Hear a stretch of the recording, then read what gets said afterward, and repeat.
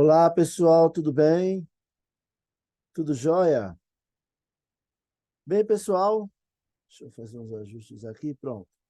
Bem, estamos começando então mais uma gravação para a disciplina de projetos de tanto das turmas de logística como processos gerenciais, tá? São projetos na linha de desenvolvimento sustentável, tá?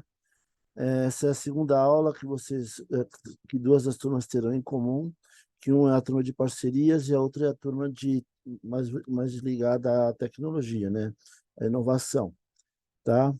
Pessoal, eu tive que atrasar um pouquinho essas entregas de vídeo porque ficou num certo momento vamos dizer que ficou num certo momento se iria ser feito algum ajuste ou não, nos planos de ensino, e de fato houveram alguns pequenos ajustes, tá? Coisas não muito expressivas, tá? Mas são ajustes que eu vou passar para vocês agora, ok, gente? Mas em linhas gerais, a proposta do trabalho final das duas disciplinas, né, se manteve a mesma, tá? A ideia é a mesma. Mas vamos lá. Eu vou dividir tela com vocês, tá? Parari, parará. Vamos começar com inovação em infraestrutura, tá?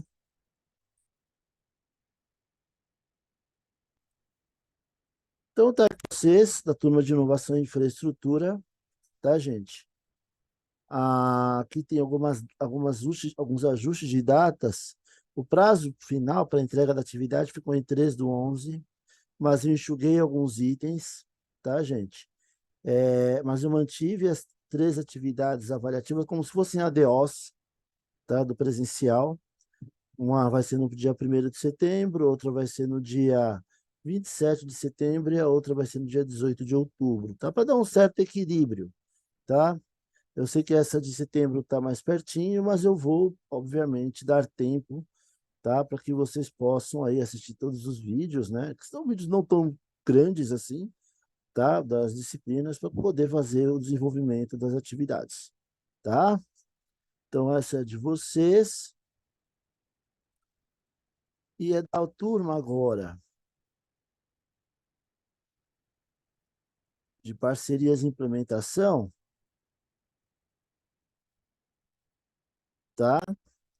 Aliás, aqui no plano de ensino do outro eu não coloquei, mas eu alterei também um pouquinho a proposta da atividade final, tá? Pessoal, o que acontece? Quando se trata de projeto de extensão, tá? Se faz necessário levar em consideração alguns aspectos, tá? Dentre esses aspectos, a parte mais relevante, tá? É que ele deve produzir alguma coisa que vai contribuir positivamente para a comunidade, para uma comunidade. Só que, é claro, eu tive que fazer algumas customizações para que se adaptassem aos cursos de vocês, tá? Então, gente, o que eu pensei foi isso, tá? Se alguém tiver alguma ideia diferente, quiser dar alguma sugestão, professor, eu posso trabalhar, já que a questão é sustentabilidade, eu posso trabalhar tal linha, me manda, tá, no fórum, tá, que eu vou estar avaliando, né, ou então por e-mail, tá? Vocês podem me mandar no meu e-mail, eduardo.ofrrer@sp.senac, tá, gente? Mas, a princípio, a minha ideia é essa, tá? Primeiramente, seriam visitas a empresas, sejam, obviamente, pequenas ou médias, porque as grandes corporações vocês vão ter dificuldade de acesso, sem querer parecer, viajar na maionese. Eu sou muito pé no chão quando eu trabalho os meus trabalhos. Então, uma grande empresa é difícil, mas uma pequena ou média, como, por exemplo, uma cooperativa, enfim, né? A ideia é visitar empresas que realizem ações sustentáveis. E a ideia é que vocês produzissem vídeos ou até mesmo documentários explicando as atividades, o que eles fazem, para que isso serva de conteúdo, né, para inspirar empreendedores ou comunidades a replicar esse modelo, né? Vocês poderiam.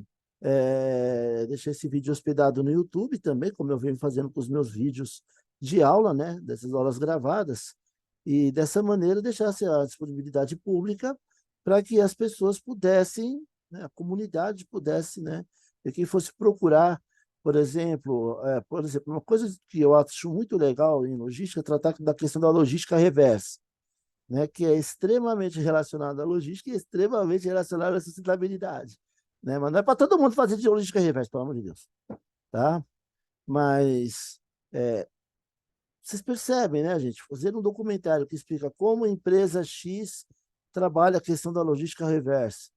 Que pena que seria muito complicado, mas, por exemplo, a Coca-Cola está com um plano interessante de logística reversa, né, com as garrafas retornáveis, enfim, tá? Apesar que não vende tanto quanto a outra, mas isso é parte, né? Isso é uma outra parte. Uma outra opção, pessoal, seria desenvolver um produto, tá? Que remetesse a atividades sustentáveis. Então, principalmente para o pessoal de inovação, tá?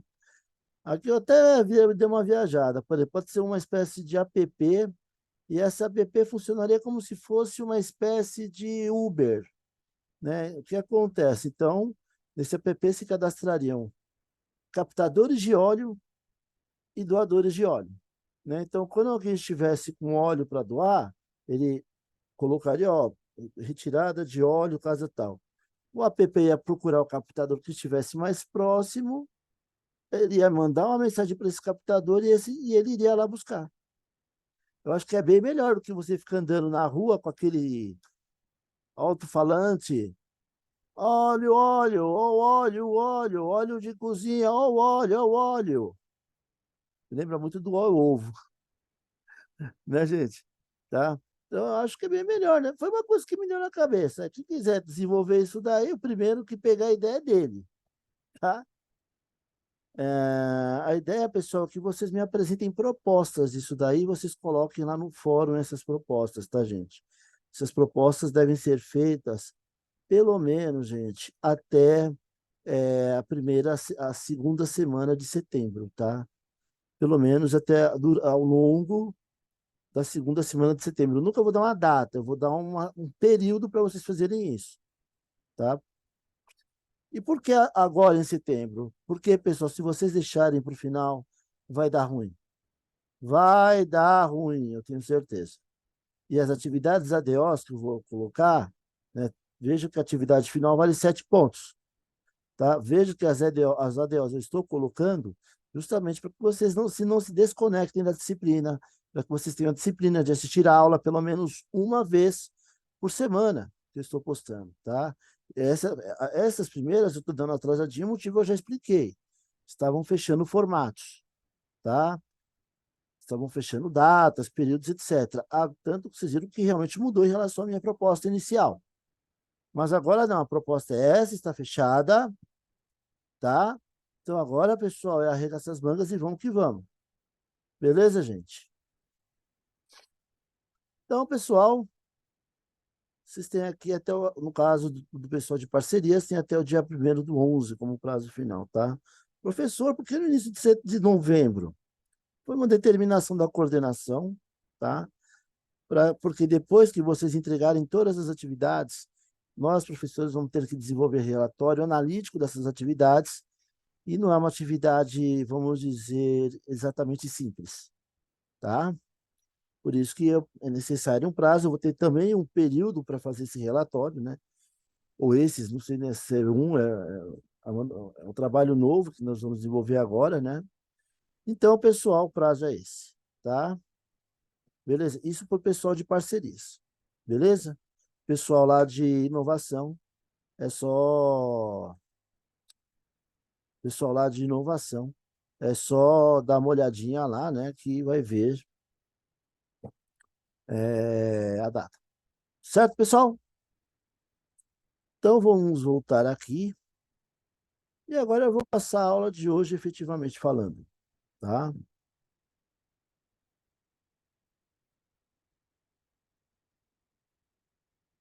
Peraí.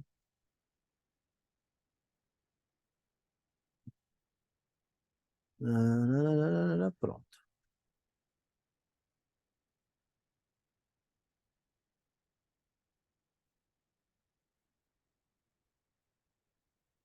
Espera aí, pessoal.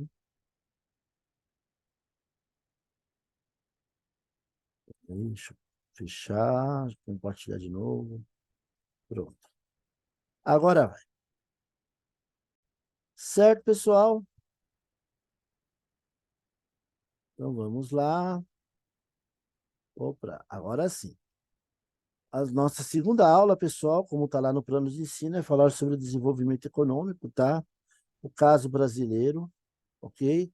É importante, pessoal, essas informações para que vocês tenham um referencial teórico para pensar na atividade de vocês, e é claro que isso também vai servir, né? Todos os sistemas estarão sendo importantes para que vocês possam fazer as ADOs, serão temas que serão cobrados nas ADOs. Ok, gente? Então, temos aqui a nossa agenda de estudos, falar um pouquinho dos conceitos básicos de desenvolvimento econômico, que é o desenvolvimento, né, a história econômica do Brasil, tá? Vamos falar sobre a estrutura produtiva brasileira, políticas econômicas, problemas e desafios do desenvolvimento econômico brasileiro. Ok, gente? Bem, pessoal, o que é desenvolvimento econômico, pessoal? O desenvolvimento econômico, por si, é um processo pelo qual uma economia, ou seja, uma nação se desenvolve, pela qual ela cria empregos, gera renda, enfim, e dessa maneira, distribuindo isso para a população, porque, afinal, o papel de todo e qualquer governo qual que é? É promover o bem-estar social, ou seja, tornar uma sociedade feliz, saudável, igualmente justa, né?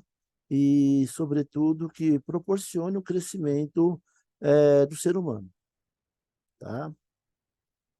Pelo menos é o que está no papel, tá? E um dos índices que mede, né, pode não ser mais perfeito, mas é o que busca medir isso e consegue até com relativa eficiência, até, gente, é o chamado Índice de Desenvolvimento Humano, chamado IDH, tá? Observado que o bem-estar social é medido pela qualidade de vida da população, tá? E o IDH vocês estão vendo em cima, né? Ele é uma derivação da distribuição de renda, da boa educação e da longevidade da população. Longevidade até, ou seja, até que idade em média as pessoas vivem, né?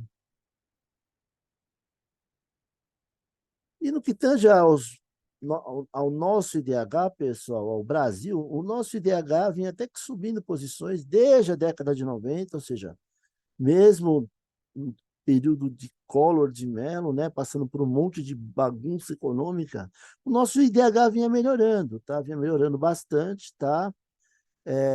Percebam que nos anos 2000 ele deu uma quase que uma, não diria que ele decaiu, ele continuou crescendo, mas com menor intensidade, tá? Voltou a subir um pouco mais forte em 2010, mas em 2018, mas 19, aliás, 2019, tá? Esse pontinho aqui é 2019. Deixa eu pegar uma caneta aqui. Esse pontinho aqui é 2019. A partir de 2019 começou a cair por vários motivos, tá, pessoal? Atualmente, para vocês terem uma ideia, o nosso país é o 87º, essa é uma edição do final de 2022, tá? E nós não estamos muito na foto. Muito embora o país seja forte, economicamente falando, na América do Sul, o país que possui o melhor IDH é o Chile, que está na 42ª posição. Olha só. Pessoal, além do IDH, existem outras formas de se medir o desenvolvimento econômico da população, só que eles não refletem necessariamente a sua qualidade de vida. Nesse sentido, pessoal, a forma mais utilizada pelos economistas, principalmente, é o PIB. Por que o PIB, pessoal? Porque o PIB mostra toda a riqueza gerada dentro do território de um país, tá? Não importa se é a empresa que está gerando essa riqueza, se é nacional, se é estrangeira. O que importa é que seja dentro do país. E por que isso, pessoal? Porque o crescimento do PIB é o principal indicador do crescimento do nível de emprego. Ou seja, está aumentando o PIB, pelo menos o emprego está aumentando. Ainda que o IDH esteja piorando, pelo menos o emprego está aumentando. E isso daí é uma coisa boa, tá? Pode não ser perfeito. E no que tange ao PIB, pessoal, o setor econômico mais relevante, assim, Em termos de relevância econômica, tá, gente? É sem dúvida nenhuma o agronegócio, tá? O agronegócio, ele é concentrado, tá, gente? Mas as exportações do agronegócio são, sem dúvida nenhuma, muito importantes. Eles são responsáveis por 25%, só o agronegócio, de toda a riqueza nacional produzida. Pô, professor, mas 25% não é muito, né? De fato, o setor terciário é o que mais contribui porque o conjunto de agentes participando é gigantesco, né? Você tem aí diversos setores, você tem o setor de transporte, educação, comércio, setor bancário, turismo, saúde, enfim. Você tem uma enormidade de setores inseridos aí dentro do setor terciário, né? Seria o setor de serviços. Eles são responsáveis por 65% da população. Mas é importante observar que é um setor onde os agentes são, há uma grande pulverização dos agentes, diferentemente do setor agropecuário, onde há uma enorme concentração, o que, aliás, não é muito bom, tá, gente? Isso daí pode parecer bom, mas não é, e vocês vão entender isso hoje, tá? 10% são a participação da indústria. Infelizmente, é uma participação muito pequena, né? E por que isso? Para entender isso daí, pessoal, é importante que vocês entendam um pouquinho, né, a história do desenvolvimento econômico brasileiro, tá? Pessoal, eu não vou me ater, eu não vou falar, vocês até dão um susto. Aí o professor vai falar de tudo isso. Não, pessoal, não vou falar tudo isso porque não é a proposta da disciplina, não é a proposta da mensagem do vídeo que eu quero passar para vocês. Tá? A proposta que eu quero que vocês tenham uma noção, né, de como foi estruturado o crescimento econômico do país desde os tempos, né, desde o século XVI, né? Começamos, obviamente, com o ciclo do pau-brasil, com a portuguesada vindo aqui, extraindo a madeira vermelha e vendendo lá na Europa, né? Num tempo que nós, afinal, nós começamos sendo colônia de Portugal, né? Depois veio o ciclo do ouro, né? Aí já é o setor minerador, né? Depois temos o ciclo da cana-de-açúcar. Já nesse período, pessoal, vocês começam, estamos chegando ao final do período da colônia, né? E transpassando aí o período do império, né? Então você tem o ciclo do ouro e da cana-de-açúcar. O ciclo do café já começou nos tempos do império, né? E terminou nos tempos da República, né? Ainda verdade, pessoal, ainda hoje o Brasil é um dos grandes exportadores de café, é o ciclo da borracha, tá? Que começou bem no meio aí do ciclo do café, terminou no século XX. Todos esses ciclos, pessoal, são muito importantes, realmente, para o crescimento econômico brasileiro, né? Afinal, é, se formaram fazendas, né? Houve uma economia, tá? Houve uma economia, houve um comércio, quando Dom Pedro I veio para o Brasil, foi muito importante, porque ele trouxe educação, ele trouxe Banco do Brasil, foi fundado, né, por Dom Pedro I, é só ver um pouquinho da história, né? Enfim, as atividades comerciais, houve uma espécie de reversão das importações. Quando Dom Pedro I esteve aqui, o Brasil começou a produzir e a exportar, tá? Só que é claro, pessoal, para você produzir no Brasil, à época, você tinha que ter muito dinheiro. Então vieram foram famílias realmente muito ricas que nesse período fizeram, né,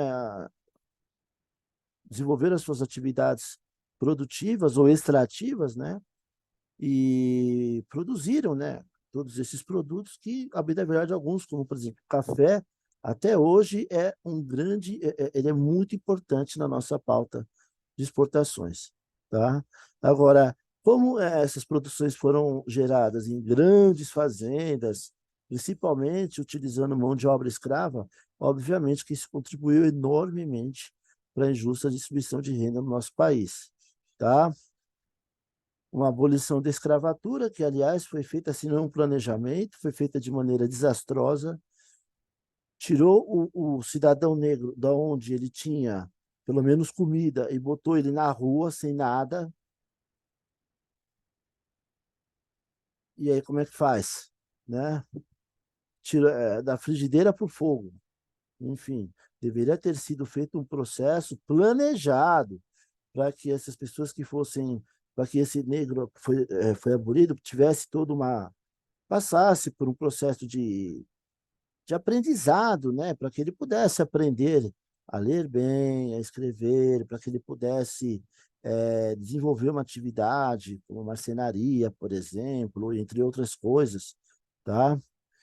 Mas isso não foi feito. Simplesmente tirou o negro da fazenda e falou: se vira, não. Isso explica muito do nosso país hoje, tá, gente? Infelizmente. Não só em termos da forma como as pessoas vivem, né? Como até mesmo a distribuição de renda. De onde vocês acham que surgiram as favelas do Rio de Janeiro, pessoal? Se vocês forem pegar lá atrás, né, veio justamente disso daí. Né, veio justamente dessa situação em que o negro, que precisava de alguma maneira trabalhar para ganhar dinheiro, ele tinha que morar perto da cidade, né, da metrópole, né? E como não tinha dinheiro para comprar terreno, onde eles ocuparam? Os morros. É, a bem da verdade, pessoal, a economia brasileira foi dependente unicamente da agricultura até o início do século XX, tá? Foi só a partir do início do século XX começaram a vir algumas indústrias aqui para o nosso país, tá? As montadoras, muito timidamente, se instalaram no nosso país depois dos anos 20, mas muito timidamente, né? A primeira foi a Ford, né? Depois veio a GM, a Volks veio anos mais tarde, tá? Na década de 50, e depois, nos anos 70, veio a Fiat. E durante muitos anos ficou só essas aí, tá, gente? Tá? Pessoal, agora, a industrialização, principalmente o que tem de indústrias de base, começou apenas na década de 40, né? O que é indústria de base? São aquelas indústrias que vão contribuir para a infraestrutura, fornecendo ferro, aço, cimento, minérios, enfim, eletricidade, muita coisa necessária, né? Então, vocês têm aí fundadas a partir da década de 40 empresas como a CSN, a Vale do Rio Doce, a Petrobras, a Eletrobras, a Embraer, tá? Entre tantas outras. E é claro, pessoal, foi a partir da instalação dessas empresas que o setor industrial começou a crescer fortemente, tá? Sendo que o Brasil crescia 5% ao ano, em média, pessoal, até a década de 80, mesmo no período dos milicos cresceu isso, mas na década de 80, por conta de decisões, mais uma vez, decisões incorretas tomadas pelos militares, né, gerou uma das maiores crises econômicas da história. Começou no início, no final dos anos 70, a crise já batia na porta, onde se era vislumbrada principalmente por um aumento crescente do desemprego. Na década de 80, isso foi desastroso na economia, realmente entrou numa crise que até hoje é a maior crise econômica da história do país, pelo menos pelo momento. Eu espero que continue sendo por muitos anos, porque é difícil, gente. Foi uma época complicada. Após a saída dos militares, pessoal, temos José Sarney, o primeiro presidente civil desde o golpe militar, tá? E o primeiro desafio dele era acabar com a inflação, que na época atingia 2 dígitos mensais. Só que ele tentou vários planos econômicos, plano cruzado novo, plano Brexit, plano verão, enfim. Não foram tentativas, tá? Não faltaram tentativas, mas ele não obteve êxito em nenhum dos seus planos. Collor sucedeu ele e promoveu o maior confisco da reserva monetária brasileira, tá? Mas, infelizmente, assim, infelizmente porque não deu certo, né? Porque eu queria que ele tivesse pelo menos funcionado para o nosso país ser inflação, mas não deu certo. Fracassou. E o que é pior, o Collor foi empichado. Ele nem está nessa fotinha aí, né? O Collor foi empichado em um escândalo de corrupção. No lugar do Collor está Itamar Franco, que era vice-presidente do Collor, tá? E ele nomeou Fernando Henrique Cardoso como sendo o ministro da Economia, tá? Ministro da Fazenda, Economia, enfim. E foi ele que tocou um projeto de busca de estabilização da economia, né? Era um projeto onde ele desenvolveu um processo de indexação da economia em uma unidade é, monetária que flutuava, que era a URV, e essa unidade monetária ela flutuava em ressonância ao dólar, tá? Então, a URV era uma URV era igual a $1, isso era. E a moeda, que na época acho que era Cruzeiro, né? Cruzeiro Real, alguma coisa assim. Não era Cruzeiro, o Cruzeiro Novo, ela flutuava, né? Ela subia, enfim, o dólar subia, ela se desvalorizava, tá?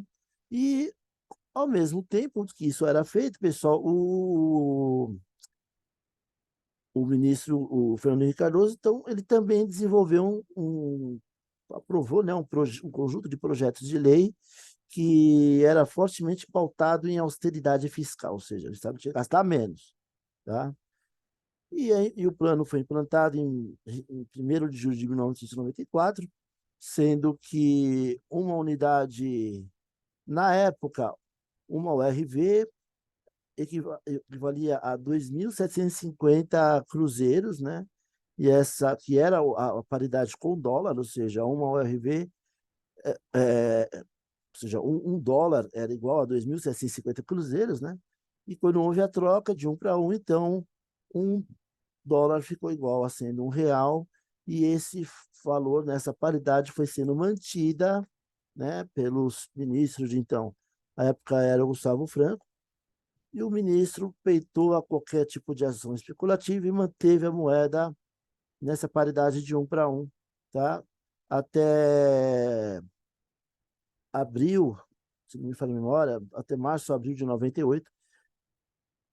Na época não aguentou, porque o país realmente estava começando a passar por uma série de problemas, de desequilíbrios, algumas reformas não passavam, né?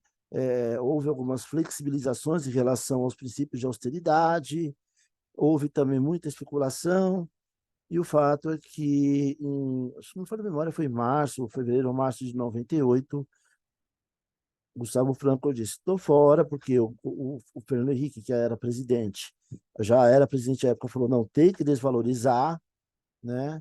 Ele não quis, saiu. Gustavo Franco assumiu o Armínio Fraga, né? Na época, isso ficou conhecido como sendo a raposa que começou a vigiar o galinheiro, né? Mas, enfim, até que, a bem da verdade, ele desenvolveu um conjunto de políticas econômicas interessantes, né? E no final de 2002, tá? O Fernando Henrique entregou uma economia redondinha para o Lula, que assumiu a presidência do país naquela época, tá? E nesse período, pessoal, houve dois movimentos. Primeiro, a economia brasileira redondinha. Segundo, a China passou por um processo, na época, a pessoa estava passando por um processo à época de forte crescimento econômico, tá? A China comprava muito de todo mundo para financiar o seu desenvolvimento econômico, que na época, pessoal, o pessoal ficava encantado. A China crescia 10%, 12% ao ano. Era uma coisa fantástica para um país de mais de 1 bilhão de habitantes. E, obviamente, tudo isso gerou uma valorização das commodities. O Brasil era um dos grandes exportadores de commodities, para quem não sabe. Commodities são produtos que têm a sua cotação determinada pelo mercado internacional, né? Como é o caso do petróleo, como é o caso do milho, do algodão, do café, do açúcar, entre outros, tá?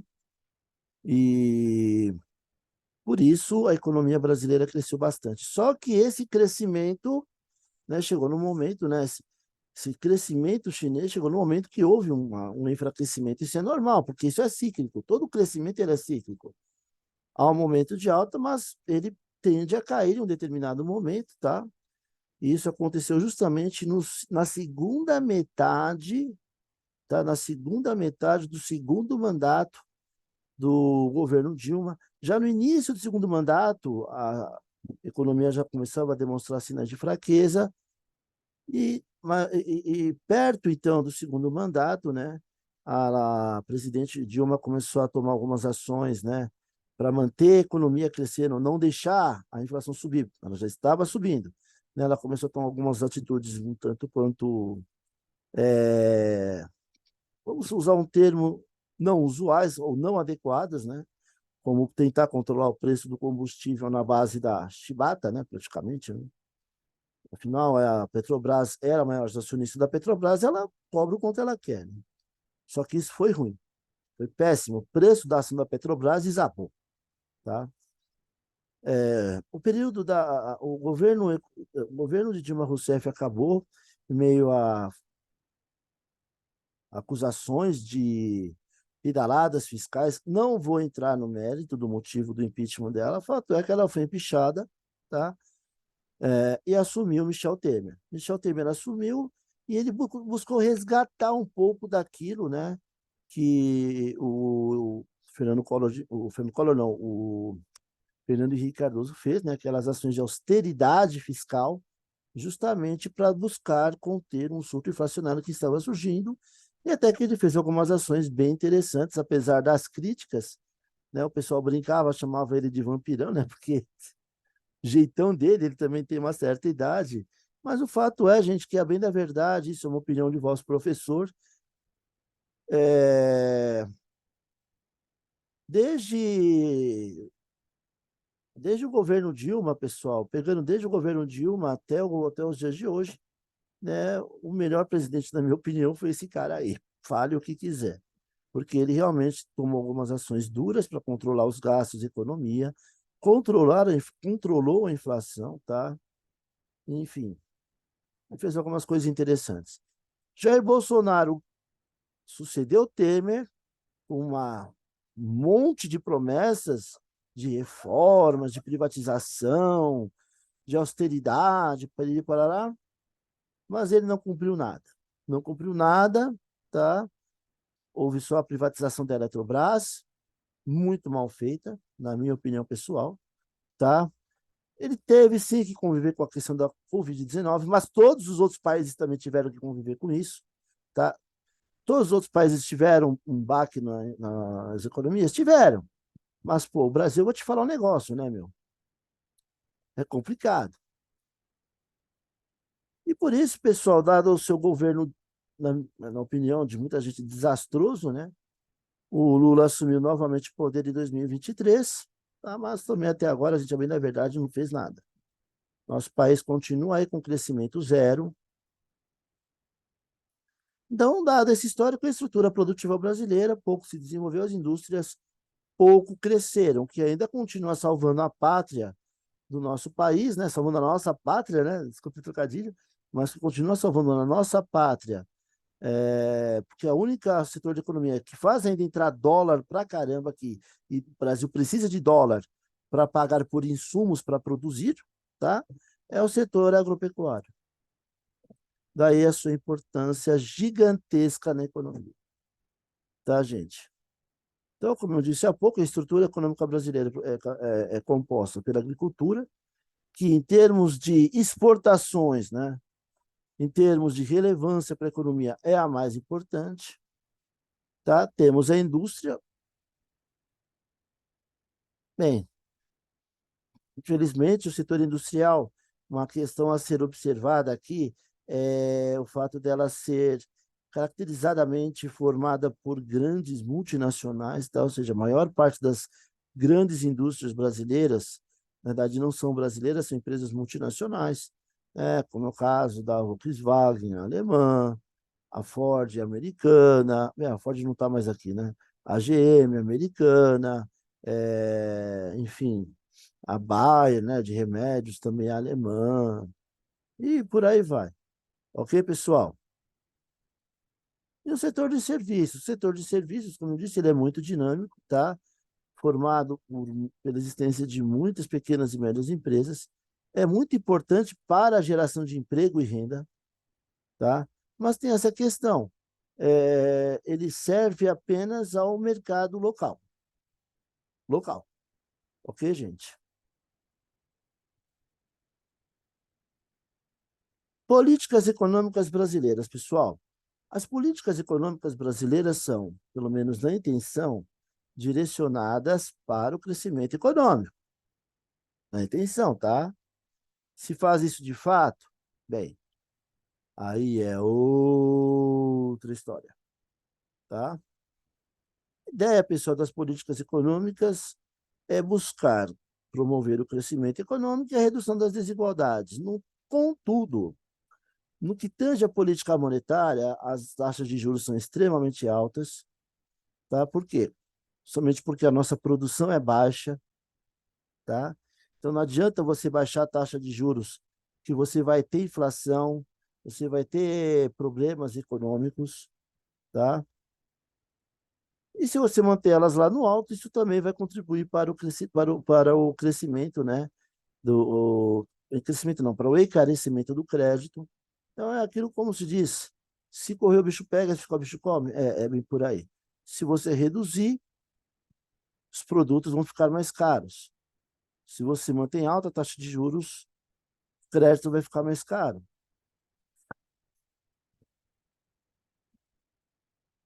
Política fiscal, pessoal. A política fiscal brasileira, gente, infelizmente é uma coisa complicada, né? Ela trata da forma como o governo gerencia a sua arrecadação, né? E também seus investimentos, os seus gastos. O governo brasileiro pouco investe, principalmente em obras de infraestrutura, quase nada, praticamente nada, em termos de obras de infraestrutura. Gasta pra caramba para financiar sua folha. A bem da verdade, pessoal, os tributos chegam a morder 40%, quase a metade de toda a riqueza brasileira é imposto na mão do governo. E no que seja política comercial, pessoal, o governo brasileiro adota políticas protecionistas fortes, sim, tá? Aliás, o governo resolveu taxar até mesmo as compras de US$ 50, que há 30 anos eram isentas, desde 30 anos atrás para cá, eram isentas, o governo resolveu taxar, né, a comprinha do pessoal lá na Shein, Shein, né? Na Alibaba e por aí vai, né? Bem, nas lojinhas chinesas, né, que muita gente compra. Que, aliás, prejudica o pobre, né? Porque se antes o pobre podia comprar alguma coisinha para ele, podia importar, e com isso, pessoal, chegamos aos problemas e desafios para o desenvolvimento econômico, né? Crescente déficit público, ou seja, o governo continua gastando demais, e a política do governo atual, infelizmente, é a de ser gastador. O governo brasileiro não sabe trabalhar a austeridade fiscal. O governo brasileiro gasta, gasta e gasta mal, sobretudo sustentando uma elite de funcionários públicos que ganha muito dinheiro, né? O governo é curioso, né? O governo ele faz todo um discurso, né, de ajudar os pobres, mas comparativamente o que ele paga, né, para essa elite de funcionalismo público formado, sobretudo, por agentes do judiciário, por alguns agentes agentes do legislativo, né? Enfim, e alguns agentes da administração pública, tá? É, é um contingente extremamente pequeno de pessoas. O governo gasta muito dinheiro com esses caras, com o povo mesmo, com a população, gasta, enfim, é realmente distribuir migalha para a população, tá? Taxa de juros e a carga tributária são muito elevadas, como eu já comentei, isso precisa de ser resolvido, precisa ser feita uma reforma tributária para o país arrecadar melhor, tá? Com isso, reduzir as taxas de juros. É preciso desenvolver instrumentos para reduzir o desenvolvimento das desigualdades, porque isso leva ao aumento da violência. É só observar esse contraste. Isso daqui, pessoal, esse prédio existe, aliás, é pertinho aqui da minha casa. Tá? Eu não moro no Morumbi, mas eu moro pertinho desse prédio aí, daqui da minha casa até esse prédio aqui, dá uns 2 quilômetros. Pra vocês terem uma ideia. E é bem desse jeito mesmo. Tá? Cada apartamento tem uma piscina particular ou um ofurô, o condomínio uma grande piscina, 2 quadras de tênis, fora um parque, detalhe, churrasqueira, né? Detalhe que esse prédio existe há muitos anos, tá? E contrastando aqui com toda essa região aqui, a favela, né? Ou comunidade, né? Como vocês prefiram, de Paraisópolis. E aí é problema, né, pessoal? Aí é problema. E engraçado, pessoal, além de ser professor, acho que comentei, né, de ser professor do Senac, sou professor do Sebrae, eu já lecionei dentro de Paraisópolis, conheci as pessoas de lá, são pessoas esforçadas, são pessoas trabalhadoras, são pessoas que dão duro, mas que não conseguem evoluir muito, por quê? É duro ter um sócio como governo, né? Tá? E daí, claro, pessoal, melhorar a qualidade da educação também é muito importante, afinal, hoje a gente percebe um grande déficit de ensino quando os estudantes saem do ensino médio, principalmente. Há um crescimento muito grande do chamado analfabetismo funcional. Então, são questões que precisam ser enfrentadas para que o nosso país possa começar a crescer e as desigualdades se reduzir. Beleza? Então, pessoal, isso é tudo, tá? Fiquem atentos às datas, por favor, tá, gente? Comecem já a pensar no trabalho de vocês. Recomendo, pessoal, que vocês busquem grupos de afinidades, tá? Fazer em grupo. Ah, professor, eu não conheço ninguém. Se for o caso, pessoal, eu formo os grupos, tá? Ah, professor, eu não tenho contato de ninguém. Aí eu vou estruturar uma forma. Mas vão pensando já nos trabalhos que vocês vão desenvolver, e mais ou menos na segunda semana de setembro, tá? Eu quero que vocês, no fórum, vocês me mandem lá um anexo, um arquivo em um Word, né? Eu vou passar um modelinho para vocês contendo aí o que vocês pretendem fazer. Beleza, pessoal? É isso tudo, então. É isso tudo, então. Espero que vocês tenham gostado dessa webinar. Um forte abraço e vamos nos falando, pessoal.